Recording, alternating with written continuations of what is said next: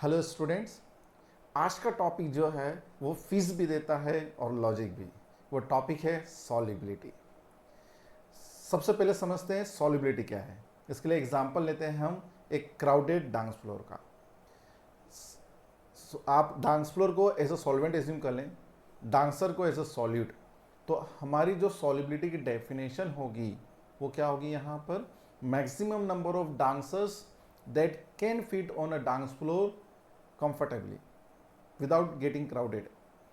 तो अगर इससे ही हम हमारे सॉल्यूशंस में अप्लाई करना चाहें कि सॉल्युबिलिटी क्या होगी, तो सॉल्युबिलिटी को अब हम डिफाइन करते हैं और डेफिनेशन जो हो जाएगी आपकी यही हो जाएगी, maximum number of solutes which can be dissolve in specific amount of solvent at a constant temperature is called solubility. ठीक, आपको आई होप बहुत इजीली ये याद हो गया होगा कि मैक्सिमम नंबर्स की बात करना है, सॉल्यूट की बात करना है ना, स्पेसिफिक या तो सॉल्वेंट में या सॉल्यूशन जिसमें भी आप देखें। सो अगेन हम क्या पढ़ेंगे इस टॉपिक में सॉल्युबिलिटी में, ठीक है। तो उसके पहले हम कुछ सॉल्यूशंस देखते हैं कि इसमें सॉल्यूट डिजोल्व कैसे होता है, ठीक है। तो हम सबसे पहले जो केस यहाँ पे देखेंगे वो होगा सॉलिड इन लिक्विड। तो आप सब ने मॉर्निंग में चाय या कॉफ़ी तो पी ही है, उसमें चीनी तो मिलाई होगी ना। तो this is the simplest example of solid solution. तो कैसे डिजोल्व होता है, अगर आप किसी पानी में शुगर डिजोल्व करें या सॉल्ट डिजोल्व करें तो वो कैसे डिजोल्व होता है। तो इसके लिए एक प्रोसेस होती है जिसे हम कहते हैं डिजोल्यूशन। डिजोल्यूशन एक प्रोसेस है जिसमें सॉल्यूट डिजोल्व होता है सॉल्यूट में। आप कह सकते हैं कि एक डिसअपीयरेंस वाली प्रोसेस है। आपने देखा होगा ना, पानी में जैसे हम शुगर डालते हैं शुगर डिसअपीयर हो जाती है, तो उसी प्रोसेस को हम बोलते हैं डिसोल्यूशन। ठीक है। एक प्रोसेस और होती है इसमें जिसे हम बोलते हैं क्रिस्टलाइजेशन। ये डिसोल्यूशन का अपोजिट है, ठीक है। ये कहाँ देखने को मिलता है, तो आपने देखा होगा कि जब हम ज़्यादा अमाउंट में सपोज शुगर ही डिजोल्व कर देते हैं पानी में, तो उसमें आपने नीचे सेटल डाउन देखा होगा कि शुगर कुछ सेटल डाउन हो जाती, तो वो क्रिस्टलाइजेशन प्रोसेस से होता है। पानी से वापस सॉल्यूट का सेपरेट होना कहलाता है क्रिस्टलाइजेशन। जिसे आप इस वीडियो में देख सकते हैं कि किस तरह से सॉल्यूट के पार्टिकल्स जो हैं वो वापस से क्रिस्टलाइज हो रहे हैं, ठीक है। तो ये दोनों प्रोसेस होती है, डिसोल्यूशन एंड क्रिस्टलाइजेशन। जब आप मैक्सिमम अमाउंट डिसोल्व कर चुके होते हैं, ओके, मैक्सिमम अमाउंट डिसोल्व हो जाता है आपका, उसके बाद आपका सॉल्यूट जो है वो क्रिस्टलाइज होना स्टार्ट होता है और वो स्टेट आ जाती है इक्विलिब्रियम की। उसके बाद उस लिक्विड के अंदर आप कहेंगे रेट ऑफ डिसोल्यूशन जो है वो इक्वल हो जाएगा रेट ऑफ क्रिस्टलाइजेशन के, रेट ऑफ क्रिस्टलाइजेशन। तो ये बेसिक ध्यान रखना है आपको कि जब मैक्सिमम अमाउंट डिसोल्व हो जाएगा, एक इक्विलिब्रियम आ जाएगा और उस समय पर rate of dissolution and rate of crystallisation से इक्वल हो जाएगा। क्या हम सॉल्युबिलिटी बढ़ा सकते हैं या कम कर सकते हैं? इसका जवाब है यस। कैसे करेंगे, तो देखते हैं फैक्टर्स अफेक्टिंग सॉल्युबिलिटी। इसमें फर्स्ट फैक्टर है that is nature of solute and solvent, और इसमें एक गोल्डन रूल काम करता है that is like dissolve like. ये लाइक डिसॉल्व होता क्या है, तो हम जितने भी कंपाउंड्स पानी में डिसॉल्व करेंगे बेसिकली उनका नेचर और सॉल्वेंट का नेचर सेम होना चाहिए। अगर हम कोवेलेंट कंपाउंड्स में बात करें तो पोलर सॉल्यूट और नॉन पोलर दो ही टाइप के आपको सॉल्यूट्स देखने को मिलते हैं, polar and non polar. Polar मतलब चार्जेस होंगे उसके ऊपर, ठीक है। मैं यहाँ पे एक्सप्लेन करता हूँ आपको। जैसे HCl, हाइड्रोजन पे पार्शियल पॉजिटिव होता है, क्लोरीन पे पार्शियल नेगेटिव चार्ज होता है। तो अगर इस टाइप से चार्जेस हैं किसी कंपाउंड में तो हम उन्हें कहते हैं पोलर। ये चार्जेस बेसिकली आते क्यों हैं, due to difference in electronegativity. Chlorine की इलेक्ट्रोनेगेटिविटी ज़्यादा होती है हाइड्रोजन से, शेडिंग से बॉन्ड बनता है, शेड इलेक्ट्रॉन किसी के पास रहता है, इस वजह से किसी के ऊपर चार्ज आता है नेगेटिव, किसी पे आता है पॉजिटिव।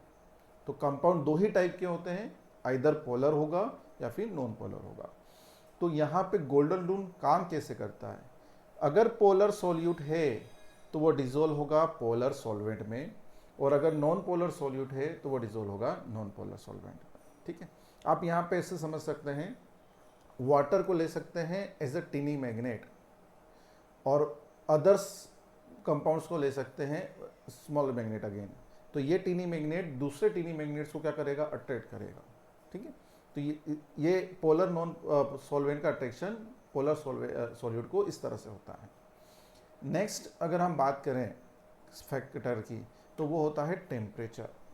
टेम्परेचर फैक्टर सॉलिड के सॉलिबिलिटी में थोड़ा सा ट्रिकी हो जाता है। मतलब ऐसा होता है कि कई बार सॉलिबिलिटी बढ़ भी जाती है और कई बार सॉलिबिलिटी कम भी हो जाती है। ऐसा क्यों होता है, तो इस प्रोसेस को थोड़ा सा अगर समझ लेंगे तो ये आपके लिए डिफ़िकल्ट नहीं रहेगा। जब भी हम किसी कंपाउंड को पानी में डिज़ोल्व करते हैं, जैसे हम NaCl को ही वाटर में डिज़ोल्व कर रहे हैं, तो क्या होगा, जैसे ही ये वाटर में जाएगा ये सेपरेट होगा Na+ में Cl- में। तो इसे ब्रेक करने में आपको एनर्जी जो है ये कंज्यूम करेगा। ठीक, और जब ये ब्रेक हो जाएगा तो इस Na+ को वाटर के मॉलिक्यूल्स H2O मॉलिक्यूल्स, ठीक है, अट्रैक्ट करेंगे। तो यहाँ पे अट्रैक्शन होगा और इस अट्रैक्शन से एनर्जी जो है वो क्या होगी, रिलीज होगी। ठीक है, तो जब भी हम सॉल्यूट को सॉल्वेंट में डिसॉल्व करते हैं तो अगेन दो पैरामीटर्स होते हैं। वो पहले ब्रेक होगा तो एनर्जी कंज्यूम होगी, और देन जब ब्रेक हो जाएगा तो वाटर के मॉलिक्यूल उसको अट्रैक्ट करेंगे। तो ये दोनों के डिफरेंस पे डिपेंड करता है कि एक्सोथर्मिक होगा या एंडोथर्मिक। अगर आपकी एनर्जी कंज्यूम कम हुई और एनर्जी रिलीज ज़्यादा हुई तो नेट एनर्जी रिलीज होगी, तो प्रोसेस कैसी बन जाएगी आपकी, एक्सोथर्मिक। सपोज आपकी एनर्जी बॉन्ड्स को ब्रेक करने में ज़्यादा कंज्यूम हो गई और रिलीज एनर्जी कम रही, तो ओवरऑल आपका कंजप्शन होगा, तो ये प्रोसेस हो जाएगी आपकी एंडोथर्मिक। आई होप ये इतना क्लियर समझ में आया होगा आपको। तो ये कब होगा, कैसे होगा, उसका भी लॉजिक है, समझ में आए तो आपके लिए ठीक है। अगर बॉन्ड पहले स्ट्रॉन्ग है, जैसे NaCl में Na और Cl में बॉन्ड स्ट्रॉन्ग होता है, तो वहाँ तोड़ने में एनर्जी ज़्यादा लग जाती है, इसलिए प्रोसेस हो जाती है एंडोथर्मिक। सपोज कोई ऐसा कंपाउंड हो, जैसे हम बात कर रहे हैं KOH की, तो K और OH के बीच के बॉन्ड तोड़ने में आपको कम एनर्जी लगेगी और पानी इन्हें ज़्यादा अट्रैक्ट करेगा, तो इस केस में रिलीज एनर्जी का अमाउंट ज़्यादा होगा, तो प्रोसेस हो जाएगी एक्सोथर्मिक। ठीक है, तो ये टेम्परेचर डिपेंडेंस होता है, इसलिए आपको ध्यान रखना है कि if dissolution process is exothermic then solubility will be decreases. ठीक है, हीट चाहिए ही नहीं, बात समझ में आई आपको। सो एक्सोथर्मिक के केस में आपको हीट नहीं चाहिए, क्योंकि आप हीट रिलीज कर दोगे अगर मिलेगी तो। ठीक है, तो एक्सोथर्मिक नॉट रिक्वायर्ड हीट, फिर भी आप अगर टेम्परेचर दोगे तो सॉल्युबिलिटी क्या होगी, डिक्रीज होगी, सॉल्युबिलिटी विल बी डिक्रीज। यही अपोजिट हो जाएगा अगर प्रोसेस कैसी होगी, endothermic. So dissolution process is endothermic, then in that case increase in temperature increases the solubility.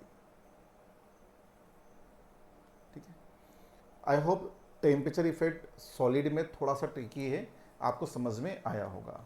सो हम मूव करते हैं नेक्स्ट फैक्टर की तरफ, वो है प्रेशर। तो हम मूव करते हैं नेक्स्ट इफेक्ट की तरफ, वो है प्रेशर। और चेंज ऑफ प्रेशर जो है वो सॉलिबिलिटी को अफेक्ट नहीं करता, क्योंकि सॉलिड्स आर इनकम्प्रेसिबल। ठीक है, बस कुछ ज़्यादा ध्यान नहीं रखना है, सिर्फ इतना ध्यान रखें कि प्रेशर का कोई इफेक्ट इसके ऊपर नहीं पड़ता है। सो नेक्स्ट हम बात करेंगे solubility of gas in liquid. आपने सॉफ्ट ड्रिंक वगैरह पी होगी, गैसेस फिज आउट होकर देखी होगी ना, तो गैसेस सॉल्युबल होती है, इसका मतलब आप किसी भी लिक्विड को उठा लें, पानी को ही उठा लें, उसमें गैसेस डिसॉल्व होती है। अगर नहीं होती तो क्या एक्वाटिक एनिमल्स सर्वाइव कर पाते हैं, उन्हें ऑक्सीजन कहाँ से मिलती। ठीक है, तो जनरली सभी लिक्विड्स में कुछ न कुछ अमाउंट का गैसेस का डिसोल्यूशन होता है। तो क्या फैक्टर्स इनकी सॉल्युबिलिटी को बढ़ाएंगे, कम करेंगे, तो फैक्टर्स अगेन वही सेम रहेंगे। सबसे पहले हम इसमें देखते हैं नेचर। तो अगेन सेम गोल्डन रूल काम करेगा, कौन सा, लाइक डिसॉल्व लाइक। थोड़ा सा यहाँ पे हम डीप में डिस्कस करेंगे कुछ पोर्शंस, जैसे पोलर गैसेस डिजोल्व होगी वाटर में, क्योंकि water is the polar solvent. But non polar gases की अगर हम बात करें, जैसे O2 हो गया, H2 हो गया, N2 हो गया, इनका अमाउंट बहुत कम डिजोल्व होगा। इनका अमाउंट ज़्यादा डिजोल्व किस में होगा बोलो? नॉन पोलर सॉल्वेंट में। ठीक है, सो इसको थोड़ा सा हम डिटेल में अगर डिस्कस करें, बिकॉज इस पर आपके ऑब्जेक्टिव क्वेश्चंस आ बनते हैं, चाहे वो कॉम्पिटिटिव एग्जाम्स की बात हो, CBSE की बात हो। ठीक है, अब नेचर में हम क्या देखते हैं, तो अब सबसे पहले हम बात करते हैं, कुछ गैसेस ऐसी होती है जिनमें हाइड्रोजन बॉन्डिंग होती है। आई होप आपको हाइड्रोजन बॉन्डिंग पता होगी, जैसे अमोनिया। ठीक है, कुछ ऐसे रहेंगे जो सिर्फ पोलर रहेंगे।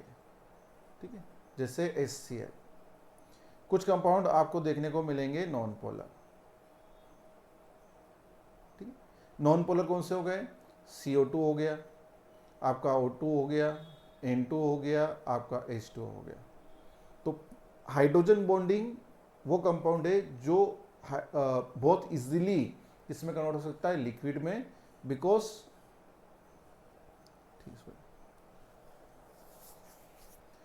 अमोनिया की बात करें हम, तो अमोनिया में हाइड्रोजन बॉन्डिंग परसेंट होती है। इसका मतलब है कि एक मॉलिक्यूल दूसरे मॉलिक्यूल को बहुत इजीली ज़्यादा अट्रैक्ट करता है ड्यू टू हाइड्रोजन बॉन्डिंग। तो ये पानी भी हाइड्रोजन बॉन्डिंग बनाता है इजीली, तो इसकी सॉल्युबिलिटी पानी में सबसे ज़्यादा होती है, और हाइड्रोजन बॉन्डिंग की वजह से ही अमोनिया के मॉलिक्यूल पास में भी इजीली आ सकते हैं, तो वो इजीली लिक्विफाई हो सकते हैं। ठीक, तो सबसे पहले आपको देखना है हाइड्रोजन बॉन्डिंग, एक ही केस रहेगा भी आपको। फिर बाकी एक पोलर गैसेस, जैसे HCl हो गया, HBr हो गया। HBr तो लिक्विड वेज से नॉर्मली मिलता है, पर HCl की हम बात कर लेते हैं। तो जो गैसेस पोलर होगी उनकी सॉल्युबिलिटी पानी में ज़्यादा होगी। थर्ड जो रहेगा वो रहेगा नॉन पोलर्स, जैसे हमने बात कर ली CO2, O2 वगैरह की। इनमें आपको चेक करना हो कि किसकी सॉल्युबिलिटी ज़्यादा होगी, तो वो रहेगा आपका मॉलिक्यूलर मास। आपको इसमें चेक करना रहेगा मॉलिक्यूलर मास। ठीक है, बेसिकली वंडरवॉल फोर्स काम करता है इनके बीच में, और वो डिपेंड करता है मॉलिक्यूलर मास पर। तो CO2 का मास होता है 44, O2 का होगा 32, नाइट्रोजन का होगा 28 और H2 का होगा 2। तो इसके अकॉर्डिंग सबसे ज़्यादा सॉल्युबिलिटी किसकी होगी? CO2 की। ठीक है, मैं आपको एक ऑर्डर लिख के देता हूँ। तो सबसे ज़्यादा सॉल्युबिलिटी होगी पानी में अमोनिया की, उसके बाद होगी आपकी HCl की, और उससे कम होगी आपकी CO2 की, देन आपकी O2, फिर N2, और लास्ट में आएगा H2। ठीक है, ये ऑर्डर ध्यान रखें, ऑब्जेक्टिव क्वेश्चंस में आ सकता है। So move ahead, next factor की हम बात करते हैं टेम्परेचर। सो यहाँ पे टेम्परेचर फैक्टर इतना ट्रिकी नहीं है। गैसेस का डिसोल्यूशन हमेशा ध्यान रखें, हमेशा होता है एक्सोथर्मिक। और अभी हमने बात करी थी सॉलिड में कि अगर प्रोसेस एक्सोथर्मिक है तो टेम्परेचर इंक्रीज करने से सॉल्युबिलिटी हमेशा कम होती है, सॉल्युबिलिटी डिक्रीजेस। ठीक है, तो गैसेस में कोई याद करने की ज़रूरत नहीं है, डिसोल्यूशन हमेशा एक्सोथर्मिक होता है। उसका रीज़न भी सिंपल सा है, गैसेस की पहले इंट्रोपी ज़्यादा होती है, फ्रीडम ज़्यादा होती है, और जैसे ही आप उनको लिक्विड में डिसोल्व करते हैं उनकी इंट्रोपी कम हो जाती है, जिस वजह से उनका डिसोल्यूशन हमेशा एक्सोथर्मिक होता है। सो इसमें जो सबसे प्राइम फोकस था हमारा पूरे टॉपिक में, वो था effect of pressure on solubility of gas, और वो डील होता है that is Henry loss. So Henry का लॉ, या कहें कि हेनरी का नियम क्या है, तो सिंपल सा कहना है हेनरी का कि अगर आपको पानी में किसी भी लिक्विड में गैसेस को ज़्यादा डिसॉल्व करना है तो उनके ऊपर प्रेशर लगाओ। जितना ज़्यादा प्रेशर लगाओगे उतनी ज़्यादा गैसेस सॉल्युबल होगी लिक्विड में। ठीक है, so let's understand it with एक एग्जांपल। जैसे यहाँ पर आपको विजिबल होगा लिक्विड के अंदर गैसेस मॉलिक्यूल्स जो हैं, यहाँ पे प्रेशर लगाया नहीं है तो सॉल्युबिलिटी है उनकी जितनी भी होना चाहिए। फिर हम प्रेशर लगा रहे हैं, तो प्रेशर लगाने से क्या होगा, गैसेस को ये वॉल्यूम कम पड़ गया, गैसेस में आपस में प्रेशर कोलिजन बढ़ेंगे, प्रेशर बढ़ेगा, तो गैसेस ज़्यादा कहाँ जाएगी, लिक्विड में। ठीक है, तो ये बेसिक सा कॉन्सेप्ट था हिंदी का, प्रेशर लगाओ, गैसेस को सॉल्युबल करो। जितना ज़्यादा प्रेशर लगाओगे गैसेस उतनी ज़्यादा सॉल्युबल हो जाएगी। तो यहाँ से उन्होंने सिंपल से कहा है कि सॉल्युबिलिटी गैसेस की जो रहेगी वो डायरेक्टली प्रोपोर्शनल होगी प्रेशर की। किसके प्रोपोर्शनल होगी? डायरेक्टली प्रेशर की। अब एक बात समझिए, यहाँ पे तो एक ही टाइप की गैस दिख रही है, अगर गैसेस एक से ज़्यादा हो तो हम फिर इंडिविजुअल गैसेस के प्रेशर की बात करते हैं, और इंडिविजुअल गैसेस के प्रेशर के लिए वर्ड यूज होता है पार्शियल प्रेशर। तो हम एक वर्ड यूज करेंगे यहाँ पर पार्शियल प्रेशर, ठीक है। पार्शियल का मतलब होता है आधा अधूरा, जो एग्जैक्ट ना हो। जैसे अब आप या आपके 5 फ्रेंड किसी बस को धक्का दे रहे हैं, तो क्या सभी फ्रेंड का जो फोर्स लगेगा बस पर वो इक्वल होगा? नहीं, कम ज़्यादा भी हो सकता है। क्या टोटल जो प्रेशर लगाओगे, फोर्स लगाओगे बस पे, वो एक ही फ्रेंड का होगा? नहीं, वो सबका है। तो सबका कितना फोर्स लगा है इंडिविजुअली अगर मैं बात करूं तो उसे कहूंगा मैं पार्शियल प्रेशर, ठीक है। तो गैसेस अगर एक से ज़्यादा होगी तो हम हमेशा वर्ड यूज करेंगे पार्शियल प्रेशर। तो हम यहाँ पर बेसिकली देखेंगे डेफिनेशन में तो वही देखने को मिलेगा। The solubility of gas in liquid is directly proportional to the partial pressure of gas present above the surface of liquid। यहाँ लिक्विड के ऊपर, ठीक है, जितनी गैसेस होगी उन गैसेस का जितना पार्शियल प्रेशर होगा गैसेस उतनी सॉल्युबल होगी। तो P इज प्रोपोर्शनल टू काई। काई किसका? गैस का, मोल फ्रैक्शन ऑफ गैस, ठीक है। हम पार्शियल प्रेशर के लिए P लिख रहे हैं, सॉल्युबिलिटी हम मोल फ्रैक्शन में देख रहे हैं। प्रोपोर्शनलिटी का साइन हटाएंगे अगर आप, तो यहाँ पर एक कांस्टेंट आएगा, P इज इक्वल्स टू हो जाएगा KH काई, ठीक है। KH क्या होता है? तो KH is a Henry constant, KH is a Henry constant. C मतलब सॉल्युबिलिटी जो है हम वो कंसंट्रेशन है बेसिकली, जिसको हम यूज कर रहे हैं मोल फ्रैक्शन में। तो आपको एक फॉर्मूला ध्यान रखना है, P is equals to KH into chi. कहीं बार इसको रिवर्स भी बोला जाता है, तो उसमें हम सॉल्युबिलिटी को मास में भी ले सकते हैं और ये प्रोपोर्शनल होगा प्रेशर के, और M इज इक्वल्स टू हो जाएगा KP, ठीक है। तो ये दोनों फॉर्मेट आपको देखने को मिलेंगे हेनरी लॉ में। आपको बेटरली ये यूज करना है, मोस्ट कॉमन यही यूज किया जाता है। अब इसमें एक और इंपॉर्टेंट है ग्राफ। इस पर ऑब्जेक्टिव क्वेश्चंस कॉम्पिटिटिव एग्जाम्स में जरूर आए हैं। क्या है ग्राफ? आप लोगों को आई होप अगर ये पता हो कि किसी भी इक्वेशन का ग्राफ अगर होता है वो होता है mx प्लस सी। y variable, x variable, m slope होता है। तो y वेरिएबल हमारे पास यहाँ पे क्या है? Solubility m। तो m is equals to k into C, या सॉल्युबिलिटी हमने बात करी थी तो यहाँ पे हम ले लेते हैं p, ठीक है। तो m वेरिएबल हो गया, p वेरिएबल हो गया, तो हमने m वर्सेस p में बनाया। और ये स्टार्ट होगा ओरिजिन से, बिकॉज इंटरसेप्ट यहाँ पर कोई नहीं है। अगर ये इंटरसेप्ट होता तो ग्राफ ओरिजिन से ना स्टार्ट होके कहीं ऊपर से स्टार्ट होता, ठीक है। तो इस टाइप के ग्राफ पर बेस्ड क्वेश्चन आते हैं कि किस टाइप का ग्राफ बनता है। इसमें सेकेंड हेनरी लॉ में सबसे इंपॉर्टेंट है वो है हेनरी कांस्टेंट। मतलब ये किससे रिलेट करता है? हर गैसेस के लिए अलग होता है। मतलब अगर आप बात करें हीलियम के लिए, तो हीलियम के लिए इसकी वैल्यू है 144। अगर आप हाइड्रोजन पे जाएंगे तो हो गया 69.16। नाइट्रोजन के लिए देखेंगे तो ये 76.48, और अगर टेम्परेचर आपने बढ़ा दिया तो ये हो गया 88.84। यहाँ से एक ऑब्जर्वेशन नोट करें, वो ऑब्जर्वेशन क्या है? टेम्परेचर इंक्रीज करने से KH की वैल्यू इंक्रीज हो रही है। फर्स्ट, आप बाकी की टेबल में देख सकते हैं। पहला चीज़ क्या ध्यान रखना है? टेम्परेचर इंक्रीज करने से KH की वैल्यू इंक्रीज हो रही। सेकेंड, हर गैसेस का KH डिफरेंट होता है। Every gases have different value of KH। तो ये दो पोर्शंस आपको याद रखना है, बाकी के हम यहाँ पे डिस्कस करते हैं, ठीक है। सो फर्स्ट, डिफरेंट गैसेस है वो, different gases have different KH, ठीक है। सेकेंड हमने नोट कर ही लिया है यहाँ पर, ठीक है। इसको मैं नेक्स्ट स्लाइड पे लेता हूँ, ये रहा। Different gases have different value of KH। Second, higher the value h care is the solubility. ऐसा क्यों है? तो P का फॉर्मूला क्या था? What is the formula of P? P is equals to k h chi. और अगर आप देखेंगे यहाँ से रिलेशन, ठीक है, प्रेशर को कांस्टेंट लेकर, तो के काई नीचे आ जाएगा, ठीक है। इससे आप चाहे तो ऐसा लिखें, के एच प्रोपोर्शनल टू काई। तो इसका इन्वर्सली का मीनिंग क्या होता है? अगर के एच बढ़ा तो सॉलिबिलिटी क्या होगी? कम होगी। तो ये इंपॉर्टेंटली ध्यान रखें, ऑब्जेक्टिव क्वेश्चंस में जरूर आ सकता है, ठीक है। जैसे अभी हमने कुछ गैसेस देखी थी ना लास्ट स्लाइड में, ठीक है, यहाँ पर, तो केएच की वैल्यू सबसे हाईएस्ट किसकी है? हीलियम की। उससे कम किसकी है? हाइड्रोजन की। ये केएच की वैल्यू का ऑर्डर है, तो सॉलिबिलिटी का ऑर्डर क्या होगा? काई सॉलिबिलिटी का, जैसे काई की हम बात करें तो वो होगा कि हाइड्रोजन की सॉलिबिलिटी ज़्यादा होगी किससे? हीलियम से।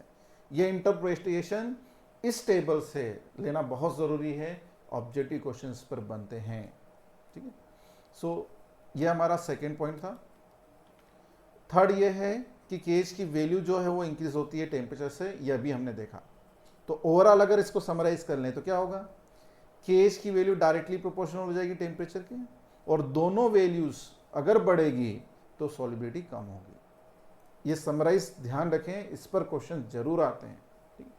लास्ट हम बात करते हैं कि के हेनरी लॉ सिर्फ किताबों में या क्लास में पढ़ने इतना नहीं है, इसके रियल लाइफ एग्जाम्पल्स बहुत हैं और इतने असेंशियल हैं कि इवन ये डेथ और लाइफ को डिसाइड करता है। तो सबसे पहला हम देखते हैं application, that is in soft drink. जितनी भी कोल्ड ड्रिंक्स वगैरह आपने पी है उसमें से फिज निकलता हुआ देखा है, वो फिज होता किसका है? डिजोल्व CO2 गैसेस का। तो उनमें गैसेस फिल करी जाती है एट हाई प्रेशर। सेकेंड अगर हम बात करें तो वो है स्कूबा डाइविंग। स्कूबा डाइविंग क्या होती है? जो आपने देखा होगा समुद्र में कई बार कुछ डाइवर्स नीचे जाते हैं पानी में, तो वो अपने साथ बैग सिलेंडर्स कैरी करते हैं ऑक्सीजन के। तो जितना नीचे पानी में जाएंगे उतना प्रेशर ऊपर क्या होगा? बढ़ेगा। जितना ज़्यादा डेप्थ में जाएंगे, ठीक है, जितना ज़्यादा डेप्थ में जाएंगे प्रेशर उतना ज़्यादा बढ़ेगा। और अगर प्रेशर बढ़ता है तो हेनरी कहता है क्या? कि सॉलिबिलिटी बढ़ेगी। गैसेस की, ऑक्सीजन की गैस सॉलिबिलिटी क्या होगी? बढ़ जाएगी। तब तक कोई दिक्कत नहीं है। लेकिन जैसे ही ये डाइवर्स ऊपर आएंगे सरफेस पर, तो प्रेशर क्या होगा? डिक्रीज होगा, सॉलिबिलिटी क्या होगी? कम होगी। तो गैसेस ब्लड में से निकलेगी, और जब गैसेस सडनली बाहर निकलेगी तो वो बनाएगी बबल्स, और ये बबल्स उनकी बोन्स को कोलाइड करते हैं और एक पेनफुल इफेक्ट जनरेट करते हैं जिसे बोलते हैं बेड्स। इससे बचा कैसे जाए? तो हेनरी बाबा ने कहा है, पहली चीज़, गैसेस तो सॉल्युबल होगी क्योंकि प्रेशर तो नीचे ज़्यादा है, तो क्यों ना आप ऐसी गैसेस लेके जाओ जो सॉल्युबल ही कम होती हैं। जैसे हीलियम हो गया, हमने देखा सबसे कम सॉल्युबल होगा, ठीक है। तो पहला सजेशन। सेकेंड, जब आप ऊपर आ रहे हैं सडनली ना आए, एकदम से प्रेशर डिक्रीज ना होने दें, धीरे धीरे आए, ताकि प्रेशर धीरे धीरे डिक्रीज होगा और गैसेस धीरे धीरे बाहर आ जाएगी। इसके बाद हम बात करते हैं थर्ड एप्लीकेशन की, वो है हाई एल्टीट्यूड सिकनेस। आपको पता होगा कि हाई एल्टीट्यूड्स पे जैसे जैसे जाते हैं एटमॉस्फेरिक प्रेशर क्या हो जाता है? कम। सो अगेन प्रेशर कम होगा तो वहाँ पर ऑक्सीजन की सॉल्युबिलिटी क्या हो जाएगी? कम हो जाएगी। और जो हम थिंक करते हैं, सोचते हैं, ठीक है, हमारा माइंड भी यूज़ करता है ऑक्सीजन। तो ऑक्सीजन अगर कम मिलेगा तो सोचने की कैपेबिलिटी भी कम हो जाएगी, लेजीनेस आने लगता है, थिंकिंग एबिलिटी कम हो जाती है। इसको बोलते हैं एनॉक्सिया। तो माउंटेन पे रहने वाले या हाई एल्टीट्यूड्स पे रहने वाले पीपल्स को एक प्रॉब्लम होती है जिसे बोला जाता है एनॉक्सिया। आपने देखा होगा माउंटेन क्लाइंबर्स भी अपने साथ ऑक्सीजन सिलेंडर लेके जाते हैं, ठीक। आई होप आपको यहाँ तक सब समझ में आया होगा। मिलते हैं नेक्स्ट वीडियो में।